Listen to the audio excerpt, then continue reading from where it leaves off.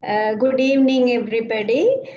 This is just a webinar on rheumatic fever challenges of the modern era. Thank you so much for joining. Very important topic which is very needed in our part of the country, especially being a developing country and where there is poverty and overcrowding. This disease is quite common in our part. And we also face quite a few challenges when we are managing these patients. So I will just go through two or three cases at the beginning, and then we will see how this disease has progressed and what challenges we encounter as we go on based on the evidences that are available.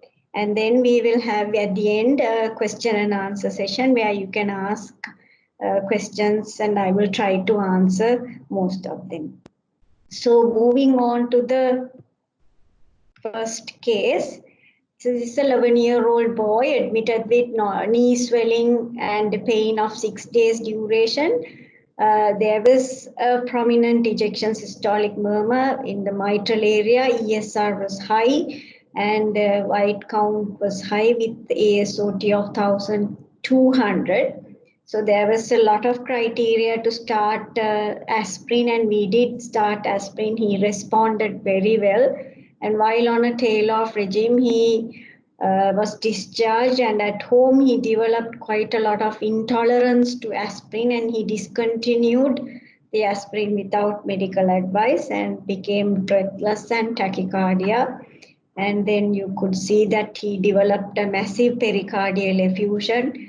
Following that, he received steroids and naproxen with the insertion of pigtail, and he recovered uneventfully following that.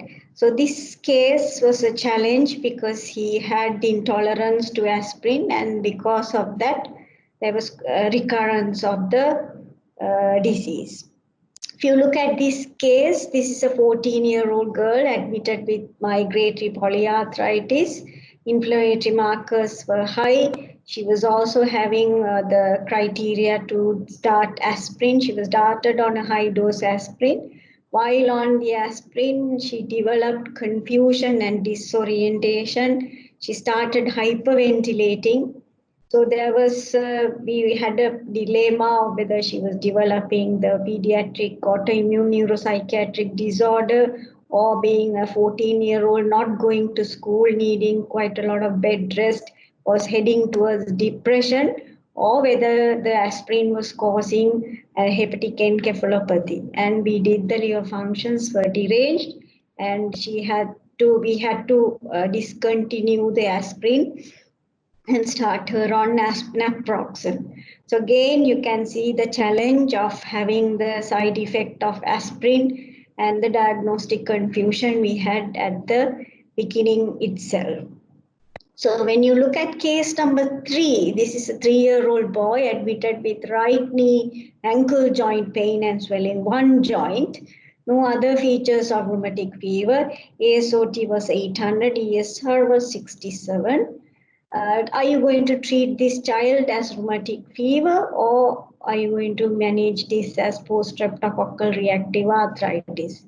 So anyway, we made the decision to treat him as post-streptococcal reactive arthritis, because if you 3-year-old, again the age limit is less, even though the other minor criteria and ASOT were marginal, there was nothing to suggest a full-blown rheumatic fever.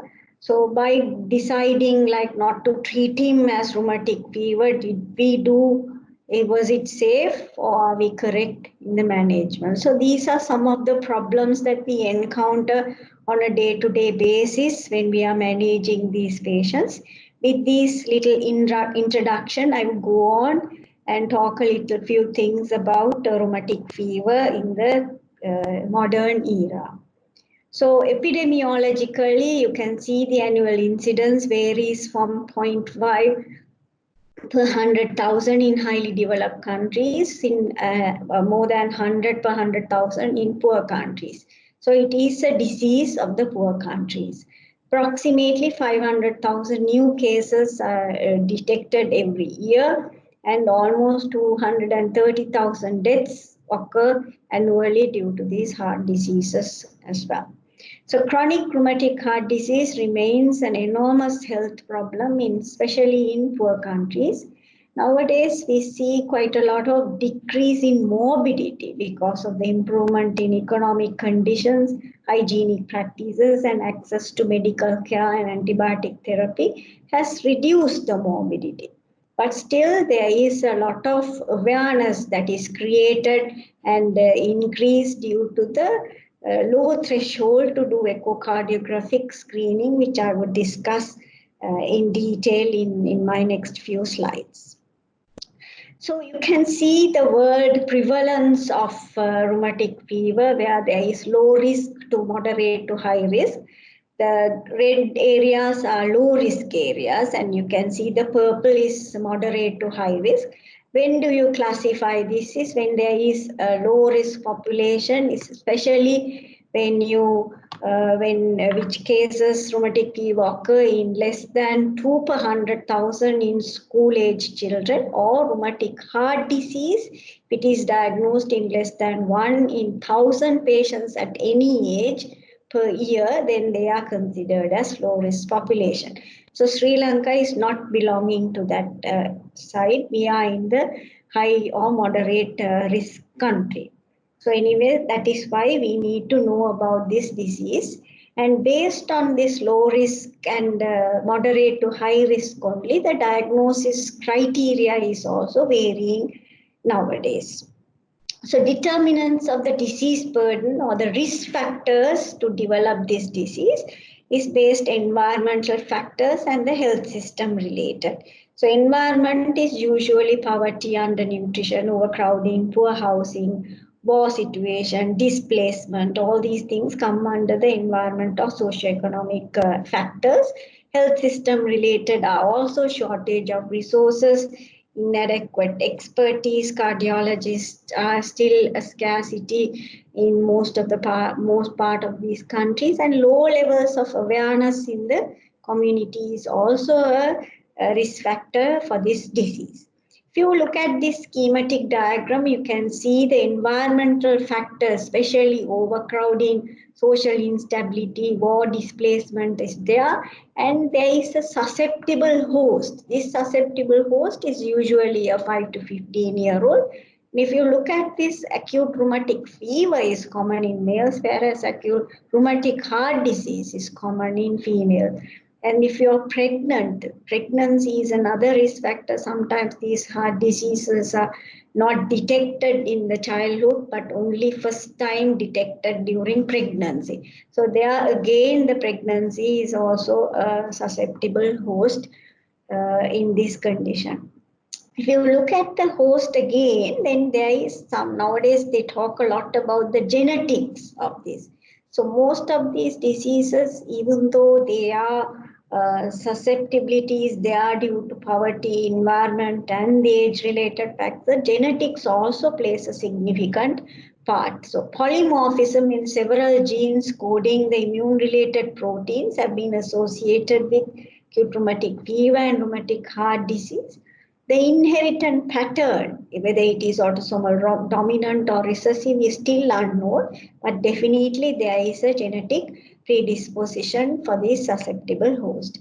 Once this host and the environmental factors are favorable, then you get the streptococcal infection, and then priming of the immune response occurs, molecular mimicry occurs, and then you have the first episode of acute rheumatic fever. Following that, the repeated or ongoing infections leads to rheumatic heart disease. If you look at the pathogenesis of the condition, there are two theories that they talk nowadays. It's basically an autoimmune response to infection caused by group A streptococcus. One theory is the molecular mimicry theory. That is what we know a lot about that. There are two main streptococcus. One is the M protein and the GLC-NAC, the immunodominant epitope of group A carbohydrate. And these two stimulate the MHC class 2 propagation, and there the T cells either they activate the B cells and create the cross-reactive antibodies, cross-react with joint cartilage, synovial membrane, heart they cause a problem, and then the skin to cause subcutaneous nodules, and of course the brain basal ganglia to cause rheumatic chorea. Similarly, the other theory that they talk about is the neoantigen theory. Here, what they explain is the group A Streptococcus organism gains access to the subendothelial collagen matrix where it binds to the M protein and creates a neoantigen, and that induces autoimmune response against the collagen. Over time, this complement activation and release of these endogenous antigens causes further damage to the heart valves, and thereby they cause neovascularization and fibrosis. This is why sometimes we see the mitral regurgitation doesn't stop at mitral regurgitation despite there not having an infection or a recurrence. It still proceeds to develop mitral stenosis. The theory is because of this neoantigen theory and the neovascularization and fibrosis of the cardiac valves. Moving on to the diagnosis, we need to know the key definitions of it. The acute rheumatic fever or acute rheumatic fever diagnosed by the revised Jones criteria. Now, Jones, the criteria was developed in 1944, and then in 2002-3, the WHO revised it to make it more feasible. And 2012, the American Heart Association, along with the World Heart Federation, developed a new revised criteria based on the high risk, low risk areas. So, with that, the acute rheumatic fever is diagnosed nowadays. Rheumatic carditis is the acute inflammation of heart valves. That is not too bad. Anyway, rheumatic heart disease is when there is permanent or persistent valve damage causing insufficiency or stenosis either at the mitral valve or the aortic valve. So if you look at the criteria, the latest criteria is this, where they still have the major and the minor criteria, but they are divided again into the low risk population and high risk population. So Sri Lanka belongs to this high risk population, and there you can see carditis, arthritis. Arthritis can be monoarthritis. Now whereas the low risk has polyarthritis and it can be migrating, whereas in the high risk population it is monoarthritis, and polyarthralgia also is considered as a major criteria. Chorea, erythema marginatum and subcutaneous nodules are there.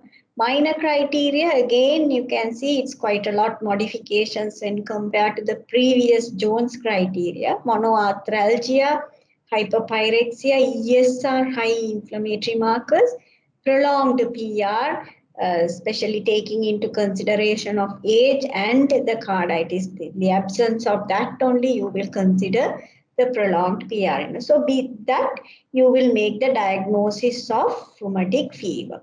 Now, WHO had one certain classification which I think is also feasibly used in our population, because they have developed certain diagnostic criteria based on whether it is a primary episode or whether it is a recurrent attack without rheumatic heart disease, recurrent attack with rheumatic heart involvement, rheumatic chorea, and chronic valve lesions. These chronic valve lesions, we quite a lot, I think all of you would agree with me, that we see quite a lot of school medical inspections. Following school medical inspections, we get referral saying that this child is having a murmur, or we find it incidentally when we are treating for another illness, and then you hear a murmur and you go and investigate and you see mitral regurgitation. So these are some of the chronic valve lesions. Probably they had the illness in younger days as well. So with that, this is the WHO criteria. How they decide on primary episode is usually two major or one major and two minor with a preceding streptococcal infection. Recurrent attack without rheumatic heart disease is one major, two minor or two major, plus evidence of streptococcal. Like that, recurrent attack with established rheumatic heart disease, even two minor with a streptococcal infection is enough. Rheumatic chorea, only rheumatic chorea itself is enough. Like that, the chronic valve lesions also do not require other criteria. So this helps, even though it is a little bit different from the American Heart Association classification, this is more feasible for us to make diagnosis, because these are the patients that we see commonly coming to us during our practice.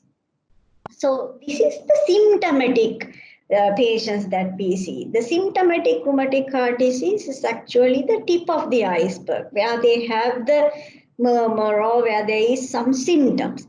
There is a huge group that are asymptomatic. There is no clear diagnostic criteria for these children. These are considered as subclinical or borderline. Most of the time, these diagnoses are based mainly on the echocardiography. So echocardiography, now that it is freely available and it's getting more advanced, echocardiographic diagnostic criteria have been devised to identify these asymptomatic or latent diseases related to rheumatic fever. So there you will have different category of classification. If you see the World Heart Foundation, their 2012 criteria, they have devised into two groups, less than 20 years and more than 20 years. I have just put the less than 20 criteria. So there they have defined based on the echocardiography. So criteria is based only on the echocardiography. Definitive rheumatic heart disease, borderline rheumatic heart disease, and normal echocardiogram. Now these, even though they say pathological mitral regurgitation and mitral stenosis, even the mitral regurgitation, there are separate entity of echocardiographic classification.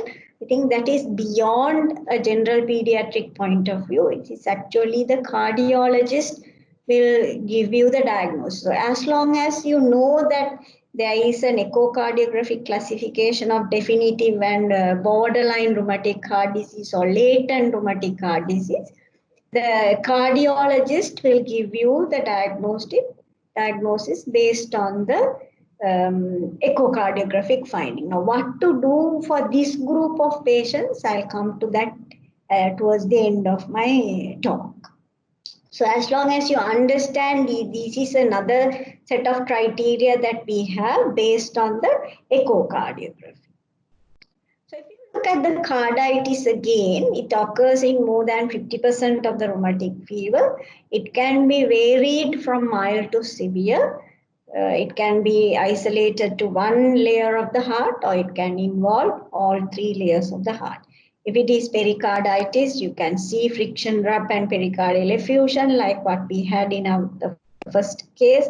Myocarditis, again, these children will present with heart failure. So you have to be very cautious. These patients can present with left ventricular dysfunction and cardiomegaly as well. Endocardial involvement can be either a valve stenosis or insufficiency.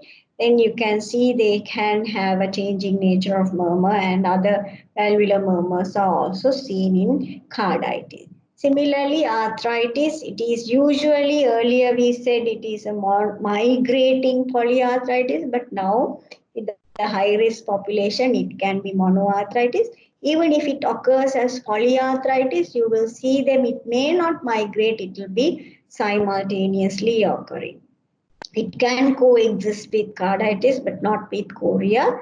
And eventually, the tricky part is that it resolves spontaneously in 1 month. And it heals completely, not like the heart. That is why the old saying is there, rheumatic fever bites the heart and licks the joint. Similarly, chorea, if you see, chorea usually doesn't occur along with the acute phase, it has a longer incubation period. Almost nearly it can go on till 1 month, 1 to 7 months after the group A streptococcal sore throat infection. It is common in children and mainly females are affected. It causes emotional lability. They have illegible handwriting. They can have abnormal gaits, uncoordinated movement. They're very fidgety. They can't sit in one. They're always wringing their hands in attention to schoolwork.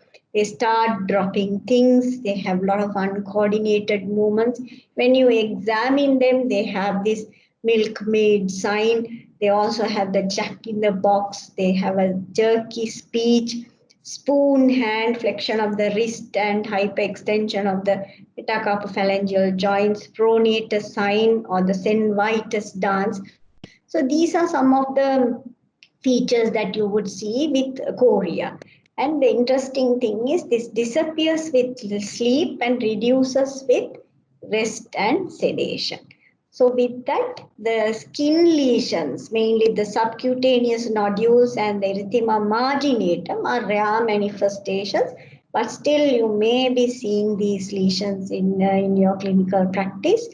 Very rare manifestations. They are little round, firm, freely mobile, painless nodules seen in the tendons, elbows, and they only persist for 1 to 2 weeks. So that is why we tend to not seeing them. Maybe we are missing them, I don't know, but it is not seen commonly. But it is clearly associated with carditis. Erythema marginatum is this diffuse erythematous rash, which is also a rare manifestation, and we do not see it commonly because of our dark skin nature. With that, what sort of investigations are we going to do in these patients? Especially, you need to demonstrate the group A streptococcus. Either you can do a throat swab or you can do an ASOT titer. It starts to rise in 3 to 4 weeks and remains high for 2 to 3 months. You can also do the anti-DNase and anti-hyaluronidase levels. Recent scarlet fever is also documented in literature, but we do not see that very commonly. That is also part of a demonstration of group A streptococcus. The inflammatory markers you have to do, where it can be high, more than 100 is ESR more than 100 is what you usually see in these situations. Then your full blood count and all the other routine investigations you can do. Blood culture to exclude endocarditis, ECG and chest X-ray to support your cardiac involvement. Echocardiography is the hallmark nowadays.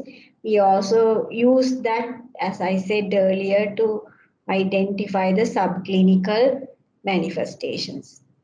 MRI and endomyocardial biopsies are also done in some situations. Endomyocardial biopsy only in unexplained heart failure, but there is an evidence and reported case when you have unexplained heart failure. Almost nearly 27% of these biopsies have shown the Aschoff nodule compatible with group A streptococcus, which is an old study that has been done in 1993. So I couldn't find any recent one showing using endomyocardial biopsies to diagnose. So you can see it is not a test of the modern era. The modern era, you are going to use more of echocardiography. Moving on to the management, you need to understand the principles of management. Usually, you are first is to confirm the diagnosis, eradication of group A streptococci, then your symptomatic treatment with your NSAIDs. If there is heart failure, you have to manage that. Then the management of the chorea, and of course then the long-term care involving the benzethine penicillin G infections and the education mainly to ensure the quality of life of your patients. So one by one we have done the confirmation and everything. Now we move on to the proper management. You need to identify whether it is an acute or chronic. In the acute management, general measures play a major part in the management. So bed rest is must. So then move on to chair, and then only you graded mobility for these patients. Of course, you need to monitor for carditis. If carditis is there, bed rest is for 4 weeks. If no carditis and only arthritis, you can relax the bed rest once the arthritis subsides. Chorea, of course, definitely, because they are fidgety and they can fall, you have to have a protective environment. Eradication of the group A streptococcus also plays a major part. You're giving either oral penicillin, treating for 10 days to clear the organisms, or you can start the benzathine penicillin injection while the child is in hospital itself. So it depends on the severity, you would decide the ongoing management. If there is no carditis, you give aspirin and 2 weeks of modified bed rest. Rest is until the arthritis settles. There is minimum carditis, just slight involvement of the valves. You give aspirin, 2 weeks absolute bed rest and 2 weeks modified bed rest. Carditis with cardiomegaly, then you are going to start aspirin. Along with that, you are going to add steroids, absolute bed rest for 2 weeks and modified bed rest for 4 weeks. If there is cardiac failure with your carditis, then definitely steroids, absolute bed rest till the cardiac failure settles, and modified bed rest almost for a similar length of time. So steroids, when to give steroids, when to give aspirin is also a dilemma to most of us. Are you going to give for plain and simple carditis? It's not needed. It is only needed when there is cardiomegaly and evidence of cardiac failure. So that means in the severe spectrum only you are going to give the steroid for these patients. Anti-inflammatory drug, main anti-inflammatory drug is aspirin. Even though we have research and studies have proven other anti-inflammatory drugs also have a beneficial effect, salicylates or aspirin is the mainstay we still use. 100 milligram in 4 to 6 divided doses per day. Ideally, it should be therapeutic monitoring has to be done, and drug side effects have to be monitored. You could see from our case how the aspirin caused Reye syndrome and intolerance. So it is not a good drug for the children to tolerate. But the interesting thing is the dramatic response to aspirin. Usually some people in the olden days, they used this to make the diagnosis. Response to treatment also was used in those days as a mode to identify or make a diagnosis. So here again, the response to aspirin was also helping us earlier to make a diagnosis. Then you should be able to tail off. Now, if there is intolerance only, we have been using naproxen, but a lot of studies have shown naproxen versus aspirin, when you consider, there is not much differences. Definitely, if you look at the inflammatory response or anti-inflammatory response shown by the inflammatory markers coming down, steroid, you will see when you give steroid 1 week itself, in 1 week the response comes. Aspirin and naproxen show within about 2 weeks the inflammatory markers come down. So aspirin and naproxen have shown equal effect, whereas aspirin has very bad side effects like what we have demonstrated in our cases. So I think going forward, we may have to consider using more of naproxen. One of y'all can do a study during your registrar period to see whether it can be used and whether there are beneficial effect and so on, like a case control study you can do and demonstrate. If you look at the steroids, indications are mainly carditis with cardiomegaly, heart failure, pericarditis, and those patients who are deteriorating on aspirin. yeah, again you will have to use the steroids. So steroids are used as 2 milligram per kilogram. And if you think this child is having a life-threatening or a severe event, you can consider methylprednisolone is also considered. Usually the tapering dose, once you are tapering off the steroid only, you add aspirin and there should be an overlap between the steroid and the aspirin when you are treating these patients with steroids. Of course, the heart failure, I'm not going into the detail of heart failure management. There is mainstay of treatment management is mainly bed rest, steroids, restrict sodium, diuretics, and your ACE inhibitors. If there is no response to ACE inhibitors and diuretics, then you may consider digoxin as well.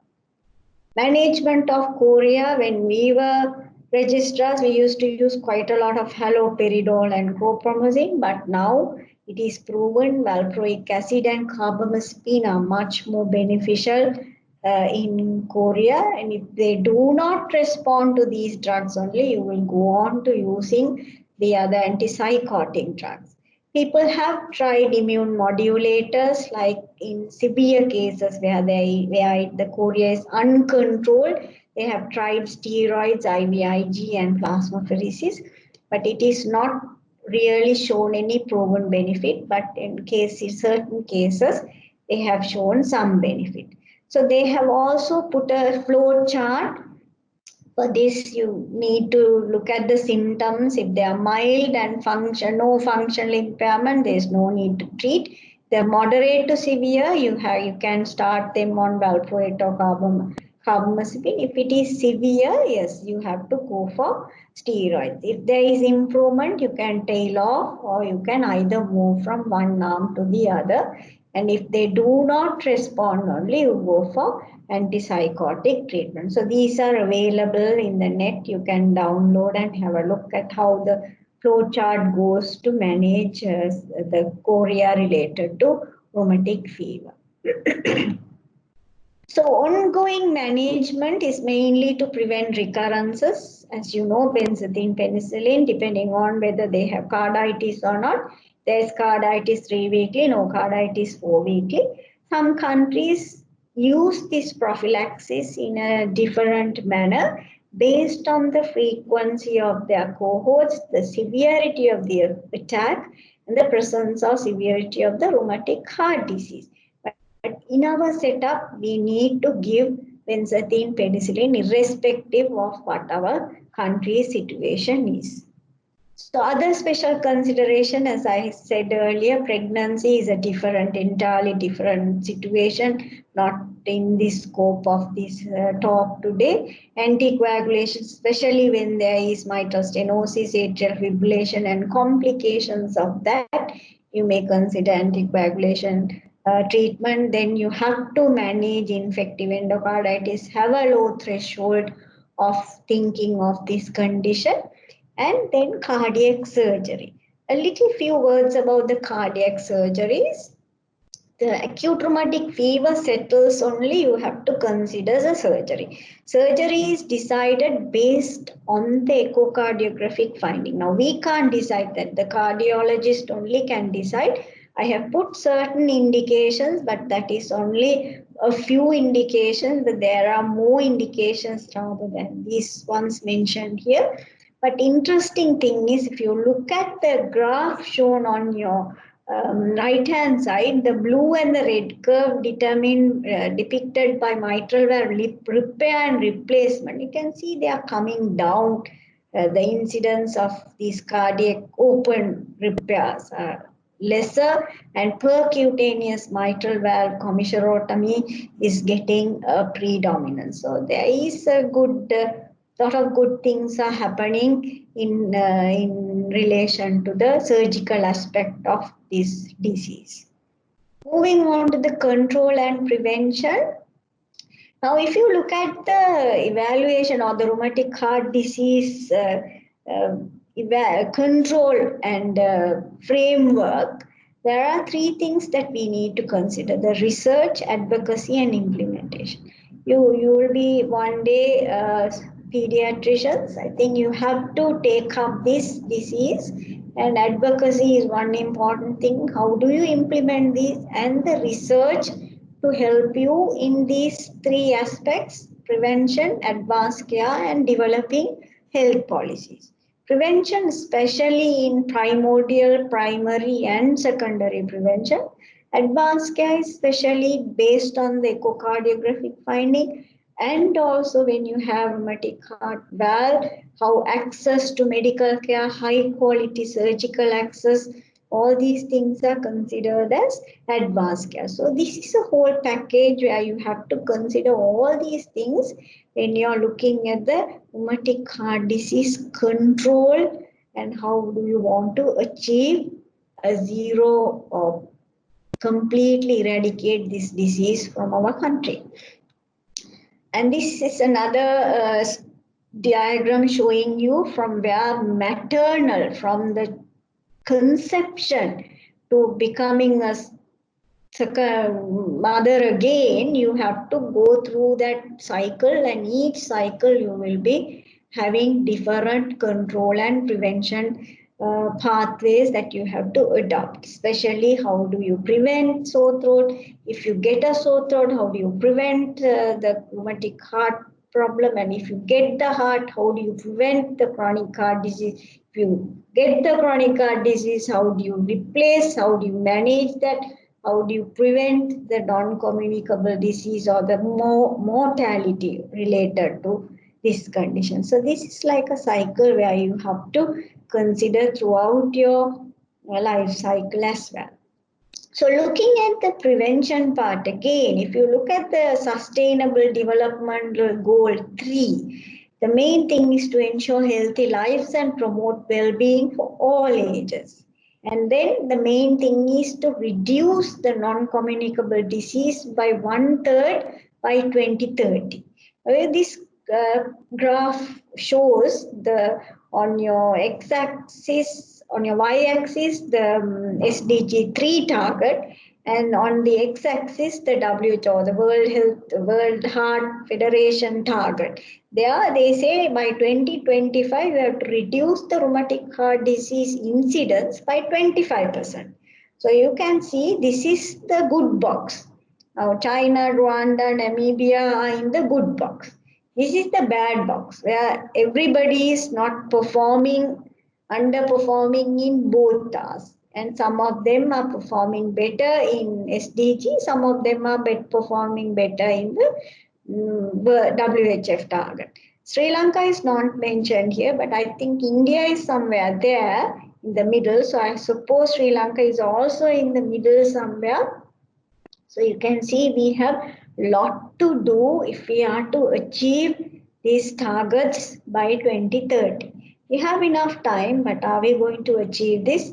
It's another challenge that we are going to face in the future. Again, the primordial prevention is mainly to reduce the risk of rheumatic fever by reducing the risk of sore throat. Primary prevention is to reduce the rheumatic heart disease, and secondary prevention is to prevent the ongoing or prevent further damage to the heart. So by that, according to the categorization, we give the prophylaxis, the benzathine penicillin injections, time period, specific time period. The children with no cardiac involvement, prophylaxis should continue 5 years. And this, of course, I think most of you all know. So this is how they go by. With cardiac involvement, you give it for 10 years until the age of 21, wherever it is long. Carditis, moderate to severe valve damage, 10 years, and 40 years, whichever age is longer. Continue forever in two situations where there is relapses with high risk of infection and the children have had a valve replacement. So this is the duration of prophylaxis that you have to consider when you are considering the secondary prophylaxis. Similarly, now we come back to that clinical, subclinical or latent, where you are detecting the cardiac involvement based only on the echocardiography. So what do you do? What are you going to do in terms of prophylaxis? Again, because we are a high risk country, we need to give prophylaxis to these children so that further damage to the heart doesn't occur. So findings provide support for considering secondary antibacterial prophylaxis in high risk areas. That is, in Sri Lanka, we belong to high risk areas. So in that situation, when you detect the subclinical or latent, you have to keep the rheumatic benzathine penicillin prophylaxis. With that, are you going to screen for these children? Now, if you are going to detect the subclinical or latent conditions of rheumatic fever based on echocardiography, you need to screen. They are not going to come to you, get my echo. So you need to screen. Are we ready to screen for rheumatic fever is the next question or the next challenge that we may have to face. So what does the evidence show?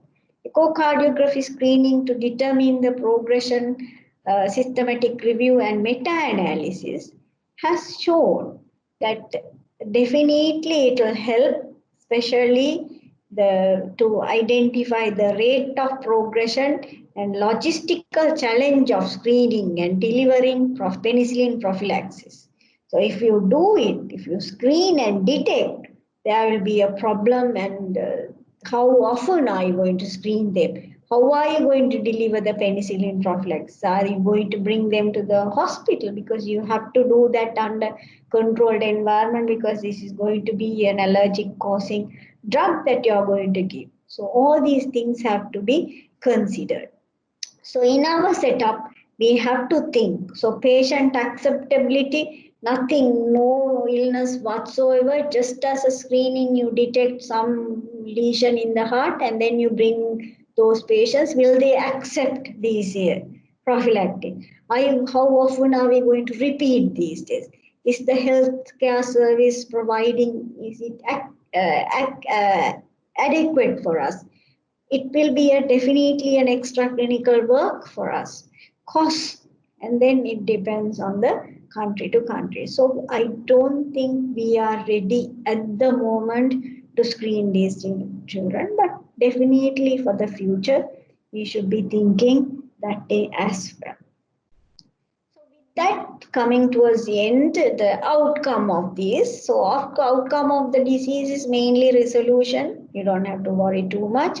You can have resolution, mild cardiac involvement, and then it disappears. Maybe it can go on to severe, or it can become a rheumatic heart disease. Rheumatic heart disease can progress to complicated rheumatic heart disease, causing atrial fibrillation, heart failure, leading to endocarditis, thromboembolic events, leading to stroke, and also they can die of fulminant carditis. The challenges coming back now. So are we having a really a problem with this disease? Yes. So disease notification surveillance is a problem. It has to improve. It's a financial burden. If you are going to screen, yes, that will be a burden financially. Cardiac surgery is still a burden, and cardiac surgery is not available in the locality. We have to go to central locations. Drugs, are they available? Access to drugs. So can we achieve the target in 2030?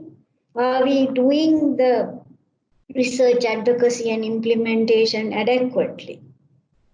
Do we have the adequate knowledge? Is our public aware that these sore throats can cause this much of problem? Do we have accessibility to healthcare? Diagnosis is a problem again. Now, are we going to detect these subclinical conditions? Recurrences and insidious diseases are a problem. Treatment adherence. In our setup, that is the major problem.